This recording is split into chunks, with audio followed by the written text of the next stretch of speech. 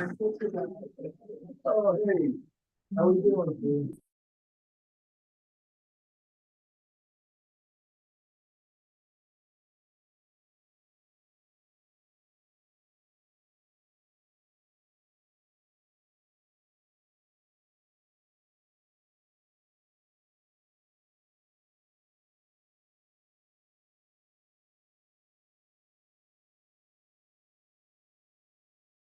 Now we're going to be meeting.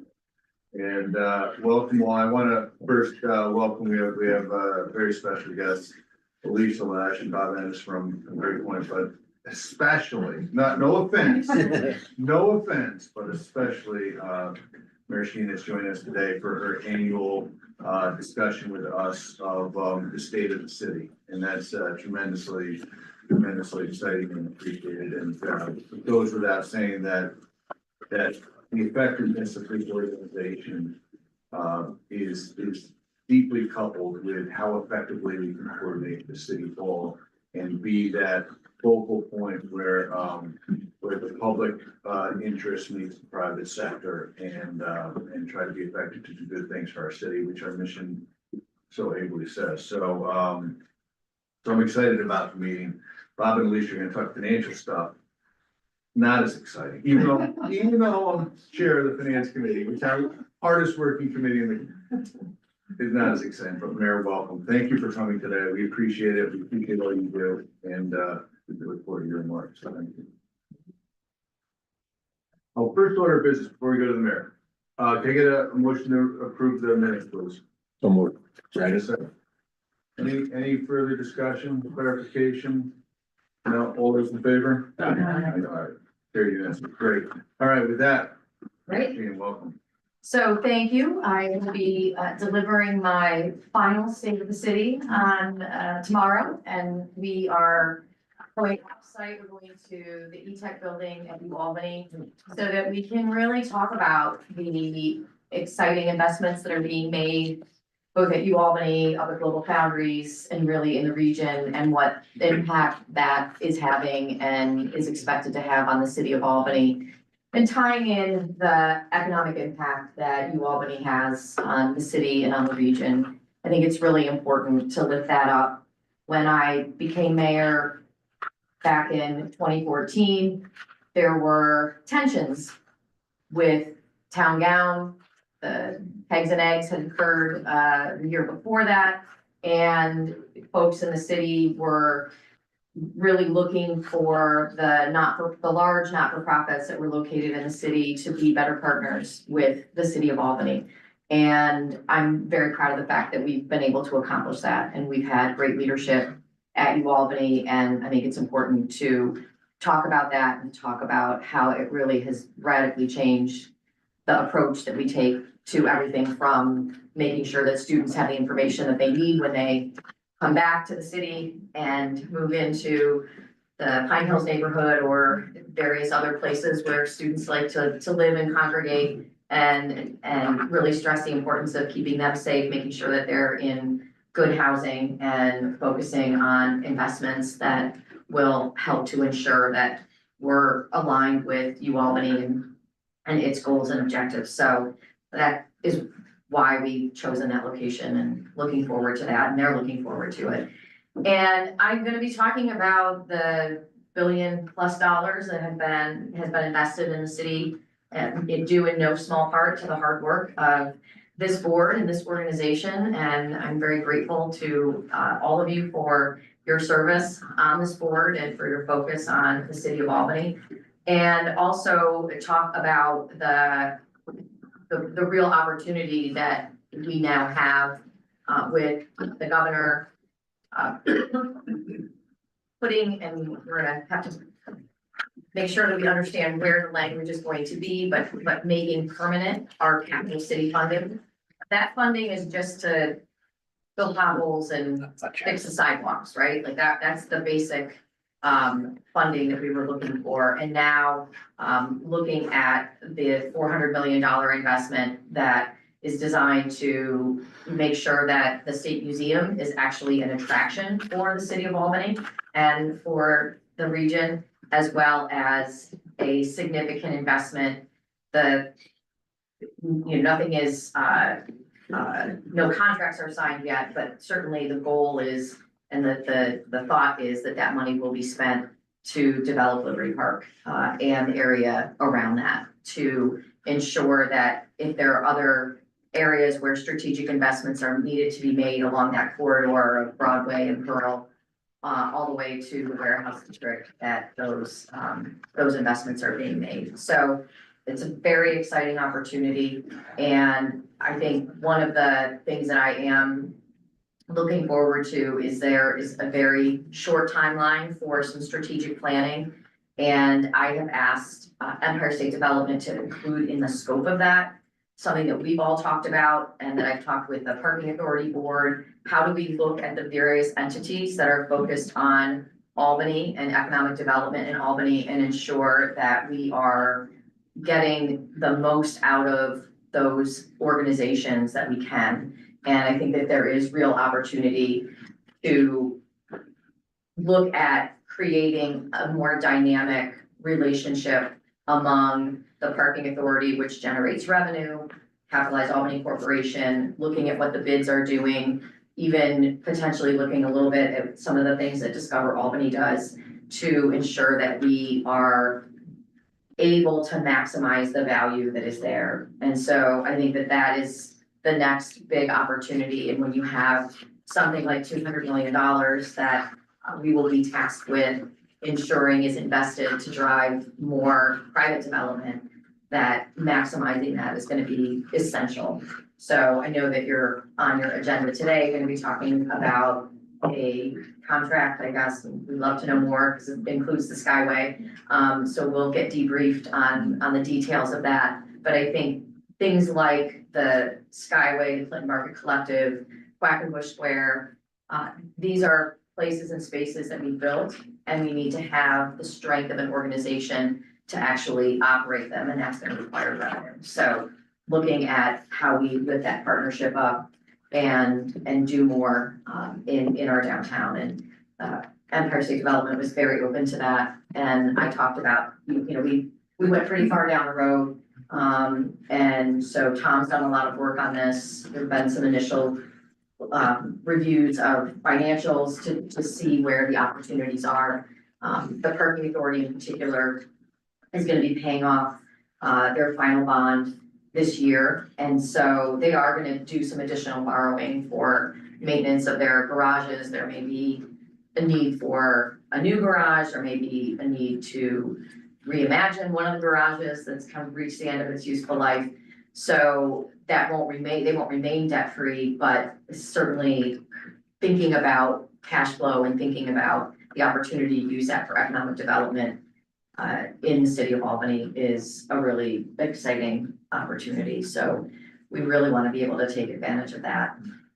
With respect to just the overall, what we're seeing in the city, we have two community centers that are under construction, which is very exciting. And we just opened the bids for one of them. The demolition had started, but the actual construction bids came in, and looks like it's going to be on budget, which is great. The Lincoln Park Pool is under construction. That's a $20 million project and is scheduled to be completed by the 4th of July. So hopefully we will be opening that new incredible world-class aquatic facility this summer. And as we look at those investments, I know from the standpoint of pure economic development, looking at community centers and pools is not necessarily something that you talk about around this table. But one of the things that I'm going to be talking about in my State of the City is when you think about creating a safe city, you have to think about all of your places and spaces. And we have two historically redline neighborhoods, under-resourced neighborhoods that have been asking for a community space for decades. And to be able to create that space in a new and imagined way, these spaces are far more than just recreation facilities. The space at West Hill is going to include a space for clinicians, because that's what the community asked for. They want people who can come in and help with mental health issues, help with diabetes maintenance, hypertension maintenance. They want spaces for seniors to feel safe and to be able to come and congregate together, exercise, but then also just be in a place to socialize together. They wanted spaces for other practitioners to be able to come in, such as attorneys and other financial consultants to help the community have access to resources that many of us take for granted. And so whether it's working with the collaboratory and expanding what the collaboratory is doing, those are the types of things that this community asks for in their community center. So not your typical, suburban YMCA, but really focused on the needs of the folks that live in that community. And I think that that's an important investment to be making as we think about where people get their information, the need for workforce development, the need to ensure that people know about the incredible employment opportunities that are currently available and that are becoming available. And these are the trusted places and spaces for us to be able to engage at a much deeper level. So very much looking at that as, again, not just an investment in a fun recreational space, and they will be fun recreational spaces as well, but in places and spaces that are trusted in the community so that we can ensure that we are making the opportunities that are available known to those very folks that we're trying to ensure are engaging. So I'll be talking about that. I'll be talking about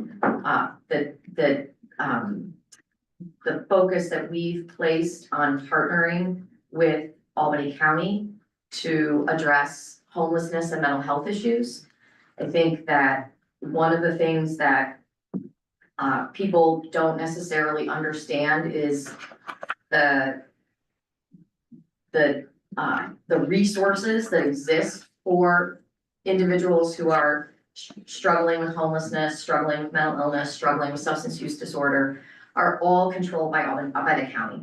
That funding goes from the feds and the state to counties. Counties have departments of social services, homelessness prevention, mental health. All of those resources lie in the county. And we have to make sure that we're partnering with the county, which is why we have provided our opioid recovery money. We're turning that right back over to the county to help fund a program called Albany Navigates, where we have case managers and social workers who are in the field, no longer requiring people to go to an office, but in the field at hours where we see people struggling. It's a heavy lift. There's still a tremendous amount of work to do. And I think it's also important to lift up the fact that this is a regional problem and that Albany is seeing the harm that is caused when there is a lack of resource in people's communities where they live. And so, when I talk to, even folks at Albany Med, making sure that they understand these aren't individuals who are from Albany, right? These are people who are coming here to seek medical care, to seek treatment, and oftentimes they get lost in a system that creates the cycle of them being on the streets in Albany. So, one example that I give is, a few months ago, at 5:30 in the morning, a woman was walking down Central Avenue, naked from the waist down, with a hammer in her hand, smashing out the windows of businesses along Central Avenue. These are small businesses. Most of them are minority-owned businesses. Fortunately, we had some ARPA funding that we were able to be flexible with to pay to replace those windows. But that woman was from Hudson, New York, and she had come up to the area for medical treatment and had been released. And Albany is bearing, right, all of the repercussions of that. We have individuals from far and wide who are given a bus ticket and told, go to Albany, because that's where you can get help. And that is where they should be able to get help. But unfortunately, our healthcare system has some real challenges, our mental health system has some real challenges. But it's not okay for the residents and the businesses of the city of Albany to continue to have to bear all of the repercussions and consequences of that. And so I think it's important that we lift our voices up. You know, when the governor gave her state of the state, she talked about amending the mental health law to allow for additional conditions in which a person can be held for a mental health crisis. And every mayor in the room stood up and applauded that, because we are the ones that are seeing the impact of what is, it's not a failure of the city of Albany, it's not a failure of our police department, it's not a failure of anyone in our workforce. This is a failure of our social service system and our mental health system and our healthcare system. But it's falling on mayors to make sure that we are fighting for what the resources that are needed here in the city to address that issue. And so, you know, the other headwind that we face is that on any given day, only about half of the people who work in Albany are sitting at their desk. And so that's okay, right? If we're flexing to a hybrid workplace and that's the future, and you know, the state has signed contracts with their unions for the next 3 years to allow that, then what we have to do is flex to that and say only 50% of the people are going to be sitting at their desks. What do? We need to do more residential conversions of office space. We need more activity downtown. We need to have more attractions downtown so that we can continue to have a vibrant, thriving city. And so I view it as an opportunity, not, you know, I mean, that's what every challenge is. And I believe that we are up to it. I think when you look at the billions of dollars that are being invested here, that we have to get ready, and we have to get ready quickly. Because when you look at the investment that's being made just at New York Creates with the National Semiconductor Technology Center, that in and of itself is going to bring far more eyes to the capital region. Businesses coming here, people wanting to understand what is this place, what is this space, what is this region, and we've got to be ready for that. And I think that we are well poised to be able to do that. So I'm looking forward to my final stay of the city, and I'm happy to answer any questions that you have. But I think notwithstanding some of the challenges that we face, we have the resources in place and now a very significant investment by the state, and we're gonna ask for more, but this is a public meeting. Yes. You know, but look, you know, the governor has said, right, you know, and the governor has said, look, you know, they've invested in the Livingston Avenue Bridge. I mean, there are infrastructure projects that are beneficial. What they're doing to look at 787, you know, that's beneficial, but we in this room all know that that's not the same as economic development dollars for the city of Albany. And, you know, we asked for $1 billion and we got 400 million. So we're making progress. And that's due in no small part to the advocacy of folks around this table and those in our business community who want to see downtown succeed. Well, I think it's tremendously exciting to hear you articulate the state of our city, the vision of this city, the potential of our city, and so much of it is our initiatives that we talk around this boardroom. So it's kind of, you know, energizing to hear you talk about that, because you reinforce this connection that we have and how important it's been for so many years.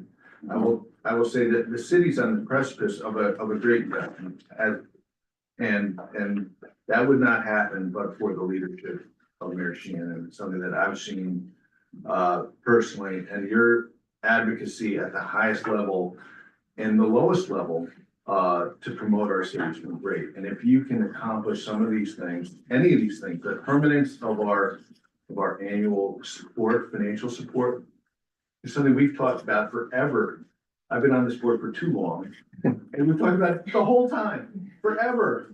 And it's crazy that we go up there hat in hand as our capital city and say, please support our potholes and that's crazy when we have whatever it is. Well, we built into the language, I think the reason I hesitate, it is permanent, Yeah. she said that it's permanent. But we did put an inflator in there, right, so that it goes up every year. So that's, I wanna make sure that we get that piece of it, but, you know, there are big visions and then there's being able to put food on the table. And the capital city funding was always about being able to put food on the table. And if I don't have that, if I don't know that I am even gonna be able to have a Department of Recreation, or that we're gonna be able to invest in a program for vacant buildings, you know, that's, you know, that fight, it's exhausting, but it's necessary, right? You can't have one without the other. $200 million to do economic development in a city where your city operations can't then empty the garbage cans or fill the potholes or plow the streets, you know, you have to have both. And I, you know, we have a governor right now who gets it. And I think that's why this is the opportunity to ensure that this gets enshrined into 19A, and that going forward, we're not doing that advocacy, and we can do more of the advocacy around the really big stuff. There's just a very clear window where the governor has articulated a view that she wants to accomplish something. And I think it's incumbent on this room collective, and I should have introduced David as well. David, welcome. You're distinguished guest, David Gillum. We rely on tremendously in the governor's staff and chief staff. It's awesome. And running for office, I should say, so please support, please support. On a public meeting, everybody out there. No, I think, inappropriate. Maybe. Yeah. Retract that. Let the minutes reflect. 4 minutes. Very inappropriate. Grace. Yeah, thank you, council. So, you know, you're talking about things that are, it's exciting because it's hard to believe you're stepping down, because some of these things are long time, these are long time views, and some of it is aspirational, and some of it's very practical. We've got to maximize the investments we've made in the Clinton Market Collective and in the Skyway. We've got to do that Quackenbush Square. That has some immediacy to it. And then thinking about how we can reimagine these organizations to be more powerful. That's tremendously exciting. And of course, the immediacy of Liberty Park. We own that literally and figuratively to make that a lasting generational improvement for our city. Well, and I think one of the things that's, you know, I know this board worked very hard and took a lot of risks with respect to that investment, and it took a long time. And in retrospect, had that been developed in 2016, 17, we would have even more empty office space, right? The vision for that was mixed use, but certainly a pretty significant amount of office. I can't remember what the breakdown was and sort of the planning that had been done when it was part of ESD, but you know, I think this is a really, you know, we have an opportunity to do something much bigger than was ever envisioned, and that I think is going to have a much longer and lasting impact, not just on having a new attraction in downtown, but I think in bringing this region together and creating that sense of regional pride. And when we did ARPA, right, it was, you know, Albany for all, powered by pride and potential. But, you know, creating that unifying source of something that is unique to this region and that puts us on a big stage, I think is the real opportunity that's here, and I'm excited for it. Any questions from the board? Richard? If I could, Andrews, good morning, Mayor, good to see you. How are you? Good, thanks. You mentioned the partnership with Albany County for mental health, which is obviously critically important. Can you address it if it's the right time to do so regarding St. Rose and Albany County and the city and the partnership there? What's gonna be the focus? Sure, I mean, I think that, I think it's great that the county was able to get control as quickly as they did. I was, the county executive and I talk about it a lot, so, every step of the way, he's been in contact with me, I've reached out to him, in looking at the strategy around negotiating that price. I think it's still a lift, because you have a lot of moving parts, but I was encouraged to hear New York Creates already talking about potential spaces on that campus as they look at the expansion and the needs that they're going to have with NSTC. And I know that the county executive has been looking at sort of his restacking and where he has people. So, and there seemed to be a fair amount of interest in a number of the buildings when the auction was going on. So I believe that they are really looking at moving quickly to figure out some of those spaces. But I also think that as we see the investment that's happening at UAlbany, that there is real potential and opportunity there as well. My hope is that they'll move quickly on the residential piece.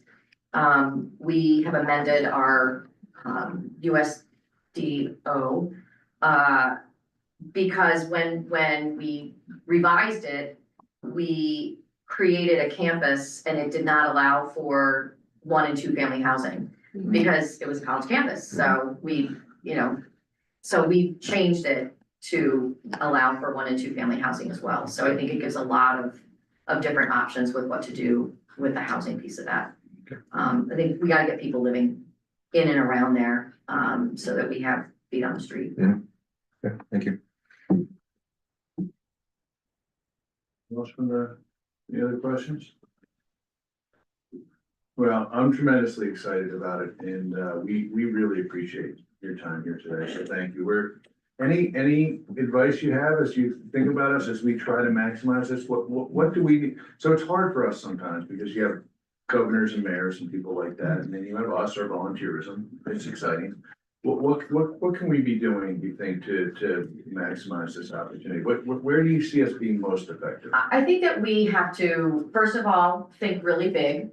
And I also think it's important to maintain a level of sort of objectivity, right? So, there are those who, and we have to see whether somebody, look, if somebody's willing to come up and say, we're gonna do, $750 million of investment in and around Liberty Park, alongside the 200 million or 150 million or whatever comes from the state. People don't do that if they don't think that they've got a winning formula. So, I think that sometimes people just have strong reactions. And, I'll read this to you. And I think I read this, maybe, did I read it the last time I was here? I think it's helpful to remember. Yeah, so this is a letter from the time capsule, right? Yeah. And it says, very slowly, so this was written in 1924. Very slowly has Albany developed in the 300 years of her history. Her citizens seem to have been content to let well enough alone. Great industries like General Electric were discouraged from locating here. Leading and influential men desired apparently to keep Albany, for the most part, a characteristically residential city. In many ways, the capital of the Empire State is decidedly backward as compared with other leading cities of this state and of the nation. Right? And so I think we don't dream big enough. And we deserve great things. We have a 1 million person MSA. And we gotta start acting like it. And so I would hope that the sort of knee-jerk reaction of that'll never work here, or, I don't know about that, I don't like that, that we step back and say, who do we wanna be? Right, like when people think about Albany and a world-class city, what do we want to have here? And what does that look like? And as goes the city of Albany, so does go the entire region. So,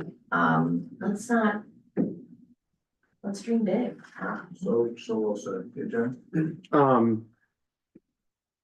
So historically, when we start to focus on one community or another, one part of the city or another, we ultimately, in a couple of years, there'll be tremendous backlash against this organization for, you're ignoring the South End, you're ignoring Arbor Hill. If you were to come back 10 years from now, and Liberty Park will take on its own life. If there were one or two things in non-Liberty Park world that you could point to and say, hey, if we could pull this off in the South End or pull this off in Arbor Hill or West Hill neighborhood, you picked the neighborhood. What should we be thinking about? What should we not be losing sight of as we pour, our heart and soul in Liberty Park? I think for the focus that you continue to have on having a pool of money for small businesses, that's important. That's important to every neighborhood. You're not going to build something big in the South End or West Hill. I mean, we're out of space. We almost couldn't find a place for the West Hill Community Center. So I think when you look at the opportunity is, I think that we could do a better job of connecting those neighborhoods with what is created by the investments that are being made downtown and at the port, right? The big dollar investments. How do you, the Nano College is still so far removed from some of our residents, right? It might as well, be in California. Right. How do we intentionally, and it takes a lot of hard work, but how do we create those connections? I think, we can do a much better job with the school district, and we are, because things are shifting. I mean, you're probably seeing it too, but things are shifting towards ensuring that the trades are lifted up within the schools. And this idea of, vocational opportunities and connecting people right to jobs, it's now the hot thing again. And so, I had a meeting with the school superintendent and the president of the teachers union. Not no, but The nice, right? yeah, that's it, yeah, but the national, no, what's her face? Yes, Randy Reinhardt, yeah, was there, right?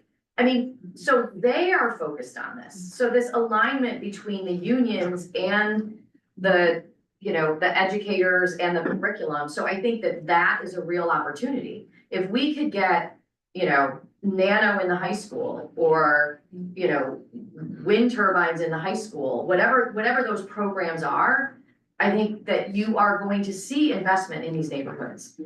When you create wealth, then people have the ability to invest in homes, invest in the neighborhoods, invest in the community. So, and I think that pool of funding for small businesses that will then provide the amenities in those neighborhoods is, we've proven that works. That's one of the things I'm going to talk about, right? I'm going to talk about the 200 million as, that's a big number for here.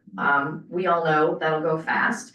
But I'm gonna do some before and afters of, like, we've done this. You look at the transformation of New Scotland Avenue across from St. Peter's Hospital. Mhm. I mean, when you look at what was there and what's there now, you're like, why did it take us so long to do this, right? And why did people protest? But you look at Upper Madison Avenue and what has been transformed up there by just changing the facades and making those investments. So I think that that's the piece of it that we can't lose sight of. And a lot of it is, how do we make sure that we're constantly communicating and connecting? This investment here allowed this family in West Hill to buy a house.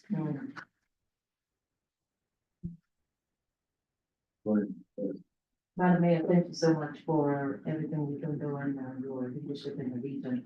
I wanted to thank you as well for how the college, Albany College of Pharmacy and Health Sciences has had an opportunity to facilitate healthcare providers in the region to think about the use of that space that you described in West Hill. Through our deliberations, we had the privilege of listening to one of the leaders in the community who expressed specific requests regarding daycare activity. And I know that your speech is probably already tidied up and done. I just wanted to give you that intel. Yeah. So that. And we're working with her.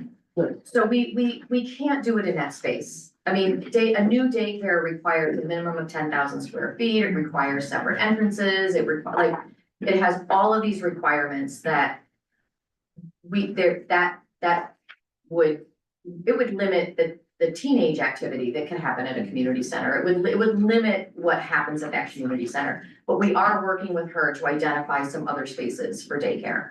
And that's, I mean, because it is critically important, but it was always envisioned that the daycare provided there would be more like what you get if you have a kid and you go to the gym and there's like a drop off and you go work out and, I just wanted to Yeah. bring that up, Yeah. not to go into the details of Yeah. it, but I think Yeah, it would be it's- valuable for the community to hear that their voices are being heard at the highest level. Yeah. If you'll be so kind to Yeah. even mention what you're trying to do with regards. yeah, no, I think that's an excellent point. Excellent. Thank you. Okay, Mayor, thank you. Thank David, you. Thank you. Thank you. All right. Everyone. Welcome. Thank you.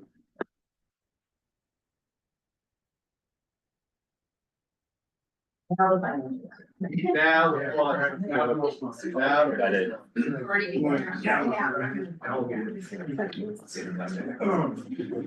Great. That's a talking point, but the teaching union is. It was a given.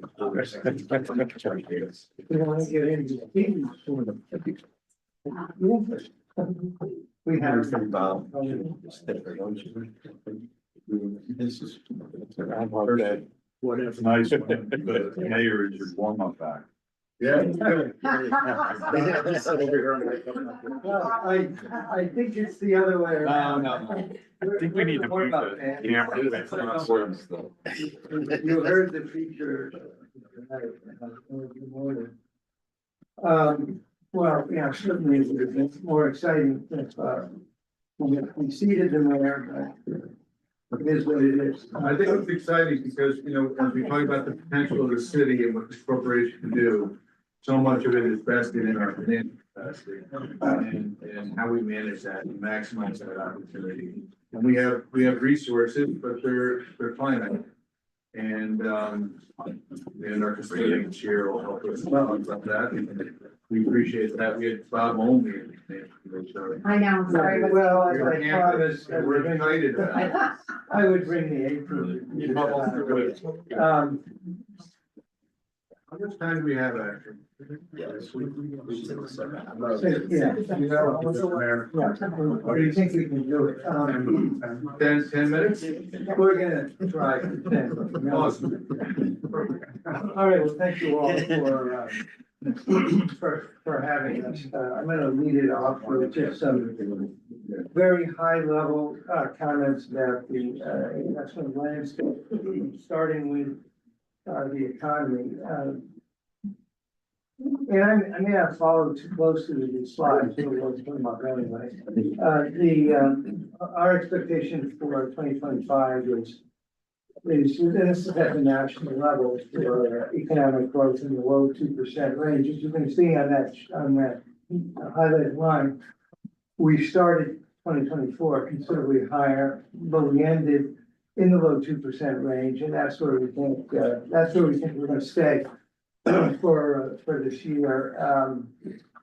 If I had to apply an adjective, it would be healthy, but certainly not robust. And then the follow on is that at least in our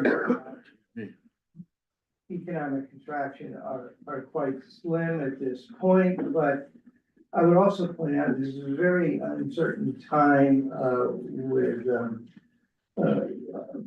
questions still unanswered about what kind of policies are gonna come out of DC. So there's certainly the potential to scramble, economic forecasts, but we'll have to see how things unfold. I also point out, and again, all of this is at the national level, that the labor markets certainly come into better balance with job seekers and job openings at a more traditional ratio, as a result of partly of that and partly of that, right, the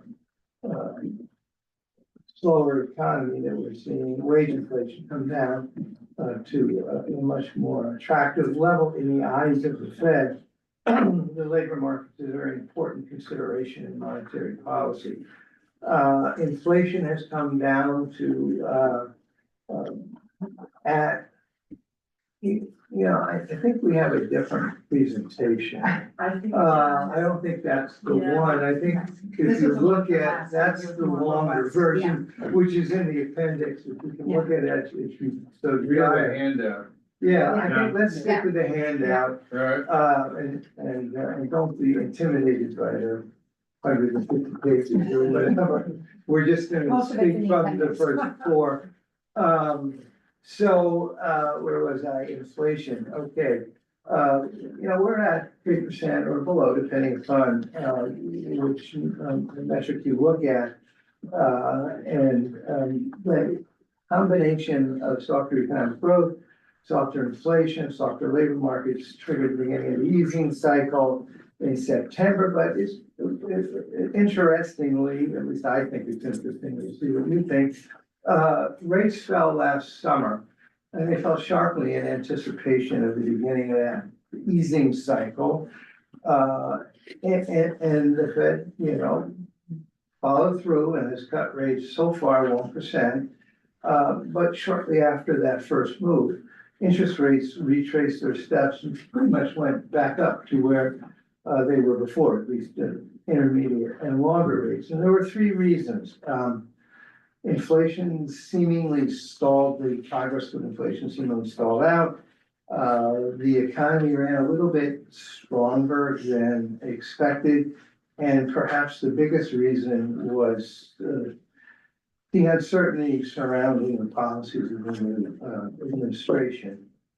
For our part, we still expect interest rates to edge down a little bit, not nearly as much as we once did, not as quickly as we once did. And I'd point out, there is a school of thought that rates are actually gonna go up.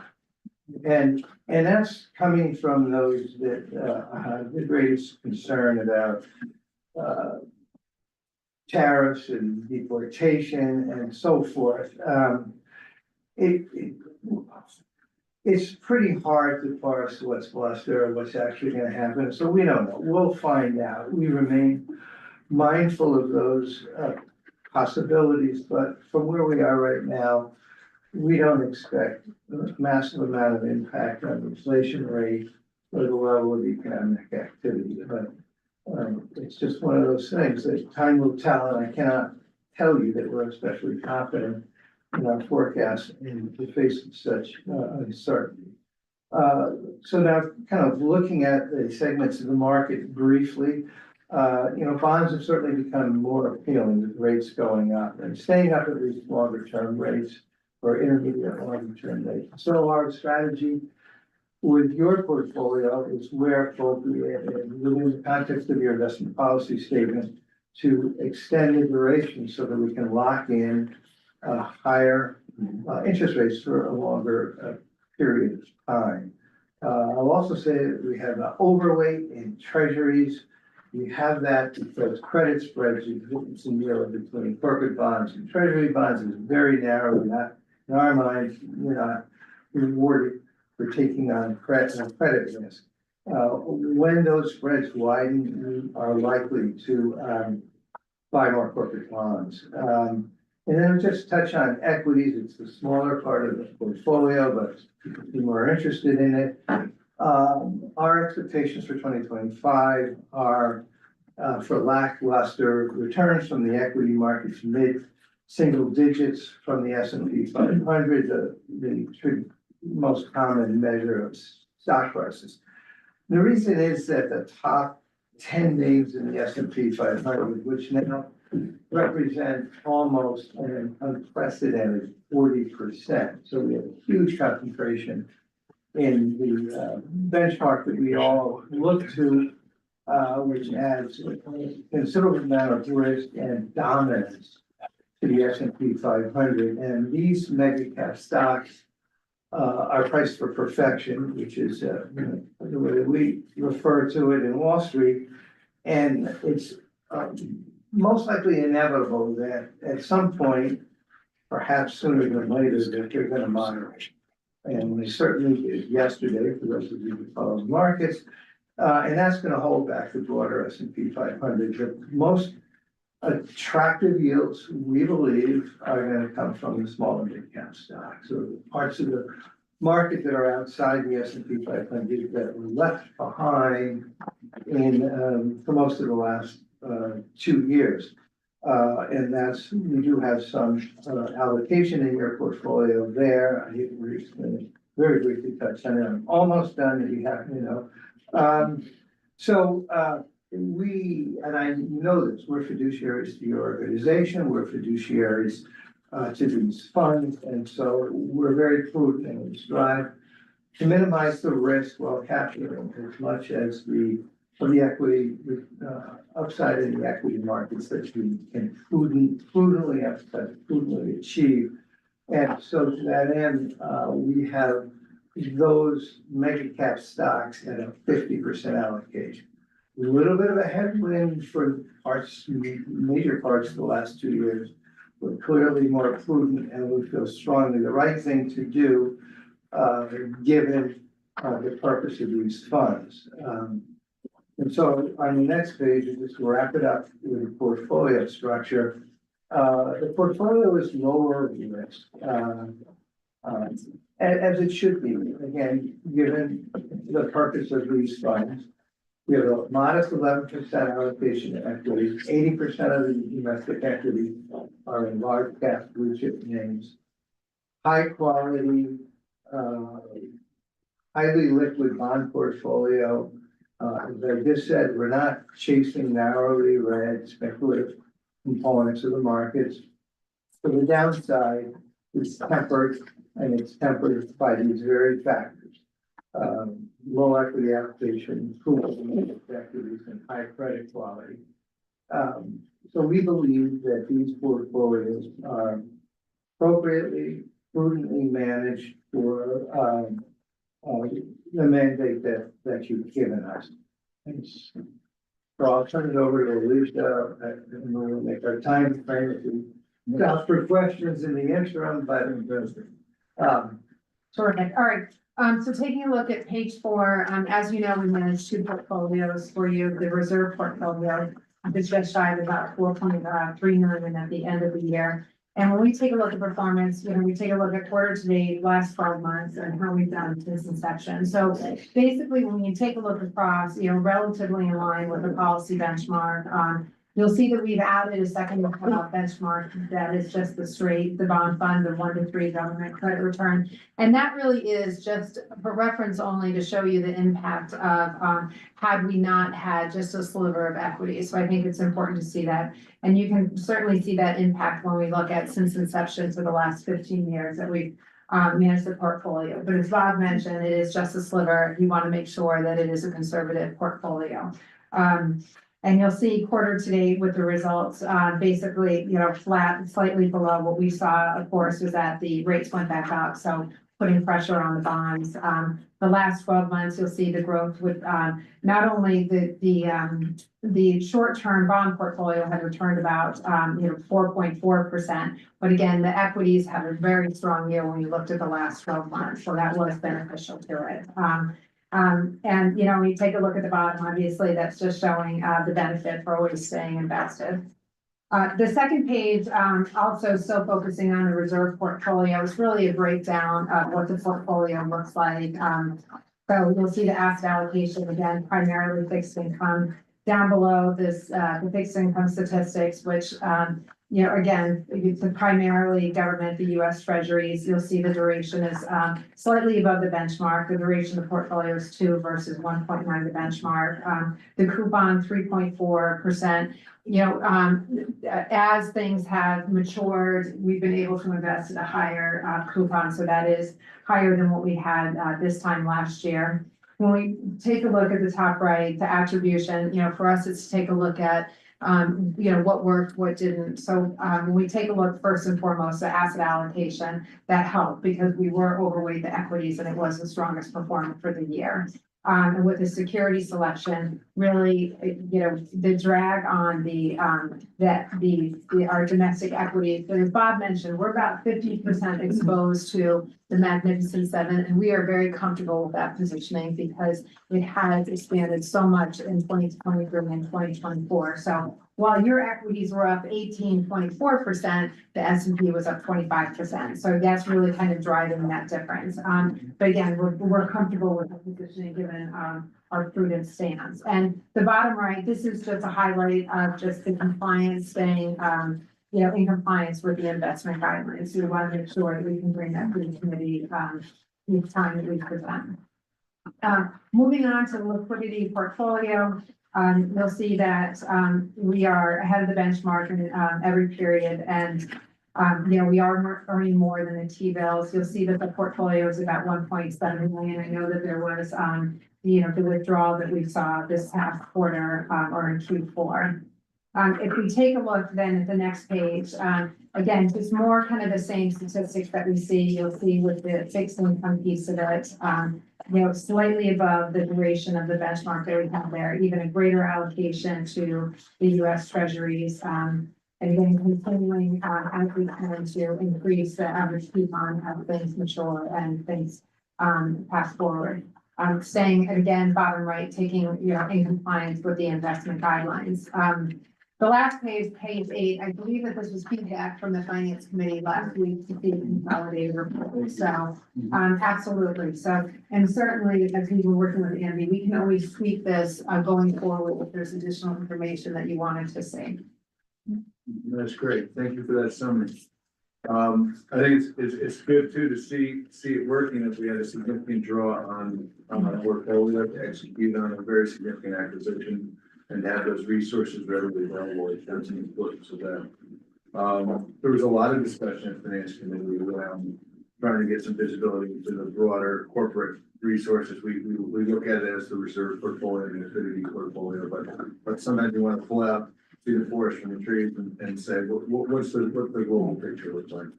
So I appreciate that. So thank you. Any questions from the board? I just make a comment that, I love the consolidated portfolio. And we want to do this for all our assets, not just what you guys manage, but we're not looking for you to do that unless it's super easy for you, but that's one of the things that we're charging staff to kind of give us a better. Yeah, if you can Picture. provide us Give us the information, numbers. we can do it. Okay. We'll integrate it in. A Yeah. lot of it's bank accounts, just straight liquidity. Just tell us what Yeah. the balance is. Yeah, I mean, one of the things we're gonna do, we do every year is look at our investment guidelines. Yeah. And if you look at the reserve portfolio in a vacuum, you know, 9, 10, 11, I think we're capped at 15% equities, but if you look at it in a vacuum and we're at 9 or 10 or 11, whatever percentage it is in that portfolio, but then you overlay it with all our other assets and even just the assets you manage, we're at, you know, 8% equities now. And you start, and it's not a criticism. It's just like, where are we? Sort of, what is the perspective? Available. And then, you know, because we know, you know, at some point the controller's office may say, you guys have way too much in equities. And we're gonna be like, really? Because it's 8% of all our assets. Or alternatively, they, you know, people around the table may say, hey, we could take a little more risk. And it's really not that much of our portfolio. We could increase it by another 2 or 3% and not worry that we don't have resources to get through the, you know, the next 2 or 3 years. Well, to your point, John, at least looking at the reserve portfolio, over the since inception, it's driven an extra 1.2% per year on average. And so when we compound that out over 15 years, it's a lot of money. And it's an internal debate for you. It is not our part to talk about whether or not you can change your IPS based on the entire asset pool. But it does make a difference over time, which is still a little bit more bumps in the road. The higher the equity allocation, the more, you know, you're gonna have to endure some bear markets along the way. They're inevitable. I think that's right. I don't know, the chart, forget what page it is. It shows the value of us being invested over time is powerful. If you look at a third more plus of assets in that portfolio because of being invested through that period. So it's just powerful and, yeah. I think that was agree that especially- diversity is important as you sit here and you say the market's price for perfection and we're looking at mid-single digit returns with lots of risk. And then you can look at fixed income with no risk at roughly the same. It's hard to articulate, let's do more of that. There's a very important measure that the investment community looks at, and they compare the earnings yield on stocks, which is using the projected earnings as divided by the capitalization of the market compared to 10-year bond yields. And normally there's an equity premium, so the earnings yield is expected to be higher than the yield on a 10-year treasury. The 10-year treasury is essentially risk-free from a credit perspective anyway. And that equity premium has disappeared. It's largely disappeared because of those top 10 stocks that are so profoundly overvalued historically. So if you took them out, it wouldn't be, the other 490 stocks wouldn't be so, the earnings yield would still be higher than the 10-year. But if you're looking at the market broadly, by that measure, you're right. You're absolutely right. I mean, that's kind of confusing, but you probably don't have time for a deeper. No, but there was a good article in the journal yesterday. I was trying to find the graph for it. But I do think for us, you know, because we do believe that the equities are going to broaden out, that is why we have under allocated our positioning towards an equity weapon. So hopefully those undervalued pieces will continue to grow even if the next 7 comes down. We certainly had a refreshing view of what this looks like yesterday, right? Well, thank you all. We appreciate it. It's critical, but this partnership has been fantastic. The value you provide is significant and appreciated. So Well, we appreciate that, Anderson. It's good to see you all. Yeah, thank you for having us. Thank you. wonderful.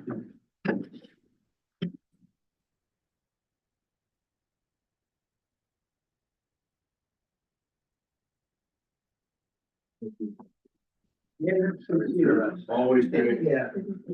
All right. Yeah, very good. Thank you. Thank you.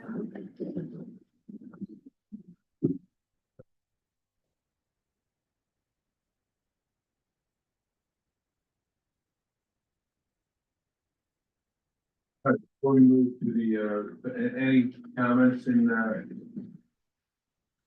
from, on the allocations or the performance strategies on those allocations? So the finance committee looked at policies, we looked at guidance, we looked at investment guidelines, and no recommendations were being recommended.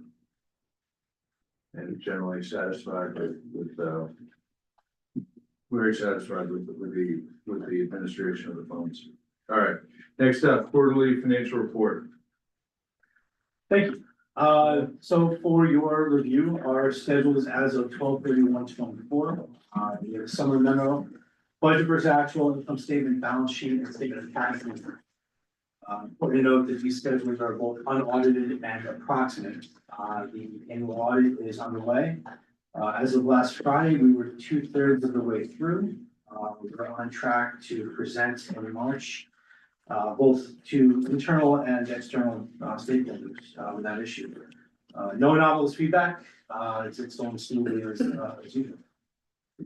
So from a summary perspective, net income from operations as of 12/31, nominally outperformed, we're at $47,098. The causes of that, we were 9% outperformed revenue and a 23% outperformed to expense. Primary causes of those, professional service income, up 6%. Grouped in that category, is the rental income. The Montgomery Street lot came online, fully, for the first time last year. And, we recognized, more capacity than I think we could have expected from, this parking. Also, as you just heard, our investment income was 31%, outperformed. We did incorporate, probably a more robust income, projection for the 25 budget. So we expect that number to come back somewhat, but again, we're still happy with Great Point's performance and, kind of the collegiality of the relationship, that we great partners. On the expense side, salary and fringe, outperformed by 31%. Primarily due to staffing models and the insurance benefits not being fully utilized by. Also, the membership and marketing expenses were 44% of the budget. We were able to really contain costs with the annual event and some changes, some kind of adaptive reuse of existing materials caused us to underspend the annual budget.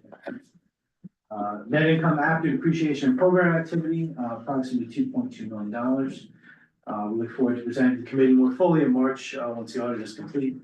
Any specific comments or questions, we're happy to take them. Great, thank you for that. Any comments or questions to the quarterly? You're in? That was good, you know, the one thing I'd say is, let's not keep making our budgets by not spending money. We need to invest in this corporation, to invest in our cities. And I think that's really important. And I commend the executive team here and the staff for extra work, which shows up in our savings, because the work is not diminished. Less people are doing it, I recognize that. But I think we around the table have to also recognize that we need to invest in our people, our key driver of our strategies. If we're gonna be. Let me talk a little bit about that advanced committee, and I don't think you feel held back at all by asking to invest. That's great. All right, so that is the quarterly financials. Then we have corporate policies, right? Yeah, so we reviewed a number of things under the annual review. The finance committee reviewed the real property report as it stood at year end for 2024. So the only changes from the prior year were obviously that critical property acquisition to add 34 Hamilton to the portfolio, and then the removal of properties on North Pearl and Clinton. So you're not seeing that on the slides right now. This is the procurement policy, but just to note that for the board. And then also the finance committee reviewed the charter as they do annually, and there were no proposed changes there. We did not review any modifications to the investment policy. It was reviewed extensively in the fall. We will review it later this year for our annual review. But obviously had Great Point and had a robust discussion. So the one thing on the agenda today that was received a positive recommendation from the finance committee was your annual procurement policy review. No proposed changes at this time. As you recall, we made some tweaks to the policy with some adjustments to the spending thresholds and adding the ability for a director and an officer to review the proposals and make recommendations for certain thresholds. So that stands the same and looking forward. Great, let's get a motion. Sure. Great, any further discussion about procurement policy? Hearing none, all those in favor? Right. Are there any opposed? All right, and next up, we have a contract for Clinton Market. Sure, so this, we also did, bring through, finance committee, because it does represent a pretty significant expense, for our organization, for a contract. So if you recall, the Clinton Market request for proposals went out, in the fall for a market operator to do really the events, management and operations management of that facility. Now that construction is complete, we want to see it activated, we want to see it programmed. With discussions with the city, that did include a solicitation for the Skyway in Quackenbush Square to really allow the entity to have really the most acreage possible to really maximize those venues. And so coming out of Finance Committee, we do have a positive recommendation seeking board approval to negotiate and execute a contract with Relentless Awareness LLC for a not to exceed value of $125,000. I will note it was they were the single respondent to the RFP. We, drummed it up, tried to get as much attention as possible, but turns out, not everybody's beating down the doors to take on this contract as of yet. This is a significant endeavor, and they have public relations, marketing, events experience. I'm sure many around the table are familiar with Relentless and Joe Bonilla specifically. And so staff's recommendation was to bring it to Finance Committee, and the team interviews for Finance Committee as well.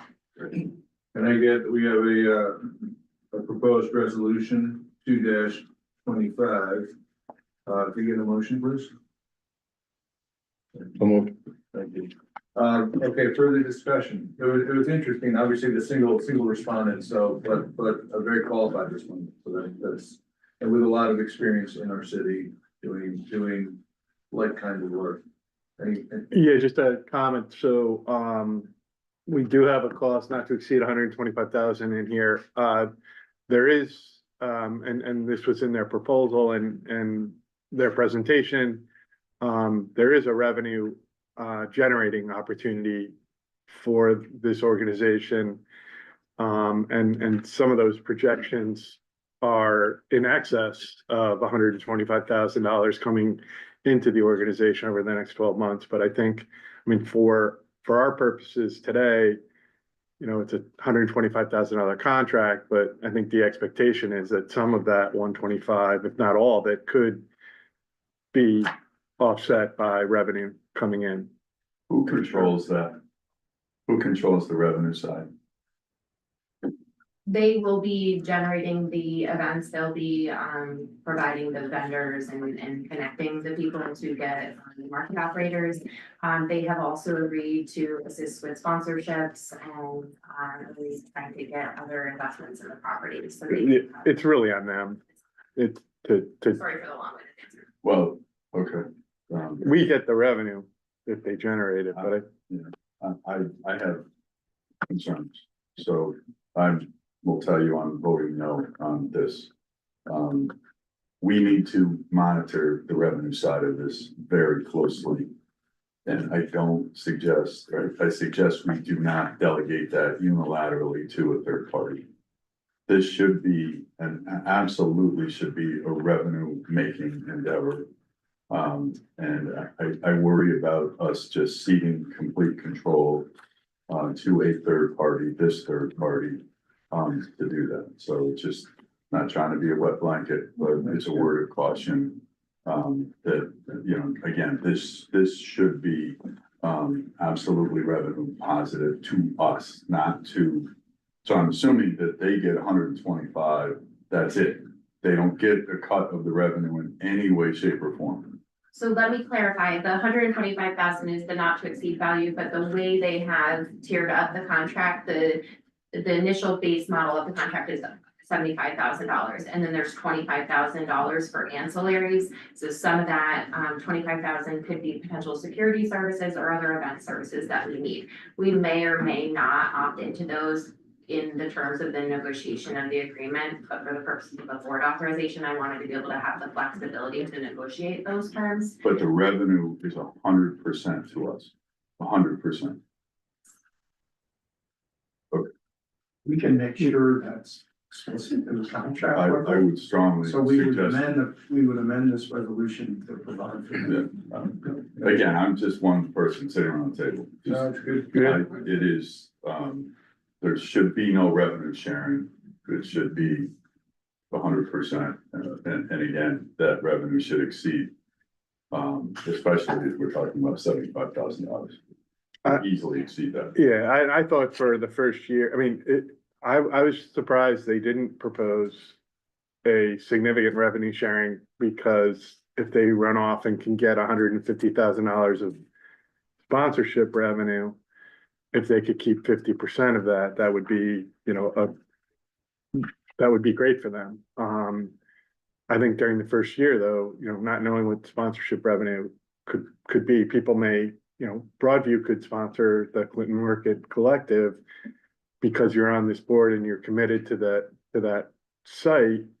That would be like free money to them. So I'm happy that they're not sharing in that revenue, but I think prospectively, if there's a baseline of, say, $150,000 of sponsorship revenue going forward, you'd want that entity incentivized to go shake the trees. We want to drive revenue, right? So that is the challenge, is they're not incentive, they're not in the. If they're not incentivized to go get more, yeah.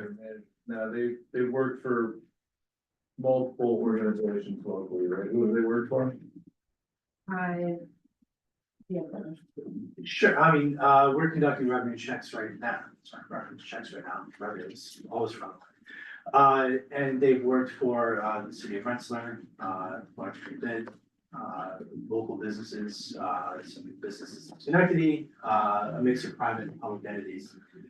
Also kind of larger, not-for-profit in space too, we Discover Albany, and other similar entities. Everyone we talk to, there's a cross-pollination. I think you're not just buying Relentless, you're having access into their network. And the expectancy is that you'd be able to benefit from their previous business relationships. Okay. Again, I'm just one person, so if you wanna leave it so that they get a piece of the pie, that's fine. I'm just adding a voice of. I don't believe this, caution. I don't believe this year there's any revenue sharing for them proposed in the contract. And I think it's better that way, given. There is no revenue sharing in this contract. Not this year. No, I think they wanted I think an operator on the initial year wants the certainty of the fixed fee from us to be able to make sure that they're not losing money at the time and the staffing that they're dedicating to this. So are we able to amend the motion with, to add the zero revenue sharing? I guess The motion has. Yeah, I think we would. We'll make sure the 100% of the revenue comes to us. And that, to be fair to them, is how the proposal is shaped. But we'll make it explicit in this resolution as well. And if the board wants, we can go into executive session to discuss anything else that they It might- want to discuss. Yeah, I think that would make sense. Maybe we do that. We'll table this until we come out and then we can hold on it. Okay, so we'll table this and we'll take it up when we go to executive If session. there's any further discussion on it, we can talk about it. I'll include that in the motion for executive session. Potential appointment of a particular corporation, and that is an executive session reason. That's fair. And then we can cover that and then come out and this can be at the end, we can address it. Let's try to be efficient. So, okay, next then we'll go to report of the executive staff. Really, I wanted to keep it simple today, because we did have a lot on our agenda with 2 guest speakers and some board action. So you have in your report and your project update memo summary of relevant business development, real estate development, and strategic development operations. A couple of things that I wanted to highlight. The regional council awards have been rolling out steadily over the last few weeks. So we have seen in the city 3 grants within the city, as detailed in your project update memo. The Washington Park Complete Streets, the Women's Club of Albany, and Art Partners. And, that's a little bit smaller of an awards list than we typically see within the city. We usually see somewhere within double digits number of projects funded here. But, I'm hoping that's a product of, we just received a significant commitment and investment on, to downtown Albany. And so the projects that were teed up through the CFA process are, potentially, being held for that or otherwise.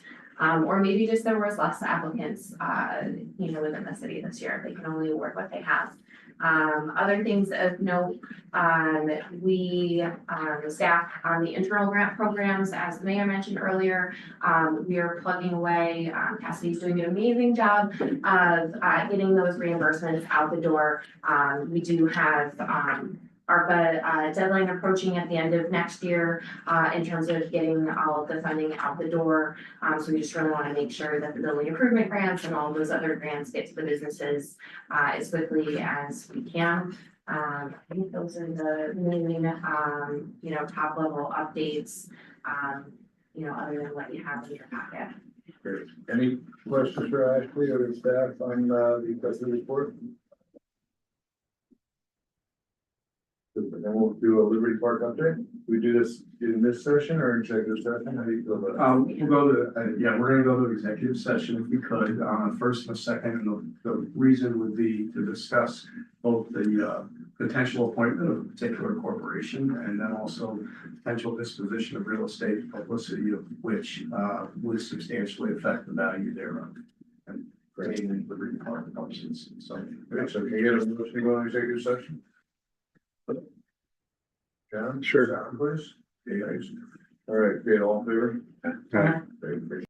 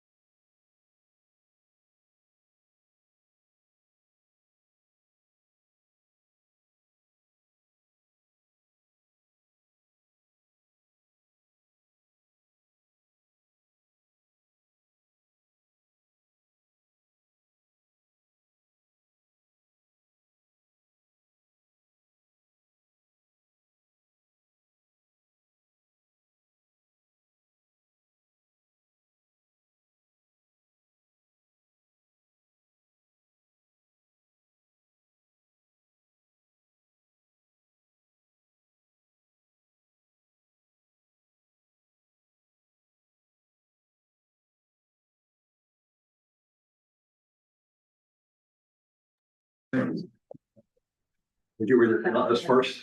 So We're in. let's go, you just sit for a minute. The number two first. Get out, Then- Richard. I'm sorry.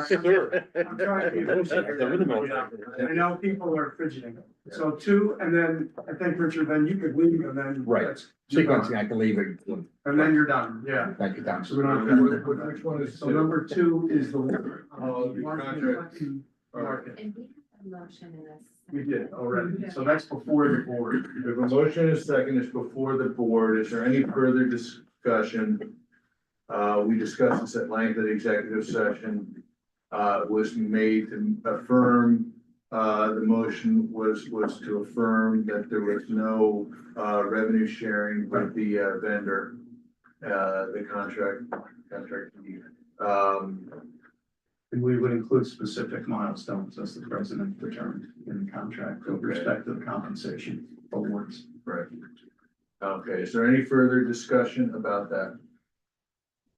Does anybody, could get all those in favor? Aye. Is there anyone opposed? Anyone abstaining? Carried. Thank you. And the next up is. Yeah, and we're gonna note, Mr. Sneezy. Yeah, Saying he's recusing himself due to his position with CB Richard Ellis. Great, so Carol. Hey, Richard, thank you. Our pleasure. We have a resolution on the floor, 3-2025. They are moving. So, Okay, a second. Great, thanks. Want to do a quick walkthrough? Sure, so the resolution on the table, is with respect to a request for proposal process, that we completed in 2024, that was paused, related to the letter of intent, that we received from a private developer. This RFP is for real estate, brokerage services. The recommendation is to award CBRE Upstate New York, and amend the scope of work to include additional parcels owned by the corporation within the Liberty Park area. So I should clarify that the original scope of work for this selection was for the existing buildings, and this is to add in the additional parcel. The action item is for the board of directors to approve staff's recommendation to engage CBRE pursuant to a written contract reviewed by staff and council to provide the services at a cost not to exceed a fixed fee of $84,000 over a 12-month period, as well as a 5% commission of the gross sales or lease proceeds, of which 80% of the commission shall be credited back to the corporation up to the $84,000 fixed fee. And authorizes the president, subject to a delay in entering into any contract for a time period in the president's discretion, to execute any and all necessary related documentation to complete the purpose of this resolution.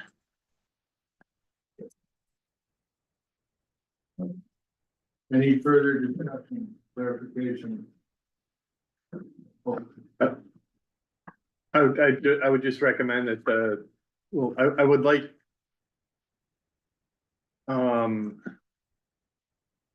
The marketing efforts to include. Broader vision for the entire. Liberty Park area, not just the land that we own. I mean, I think we could. We would like to, right, to consider the broader impact of the surrounding area in addition to our immediacy and that we will consider.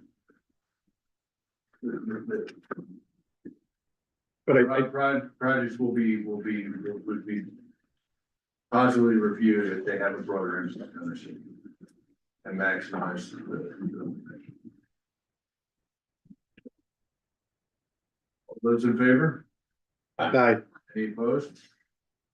Okay, all right, is there any matters for the board? Other matters? Okay. All right, thank you all for the long meeting, I appreciate it. Motion adjourned. Second. What would we do now?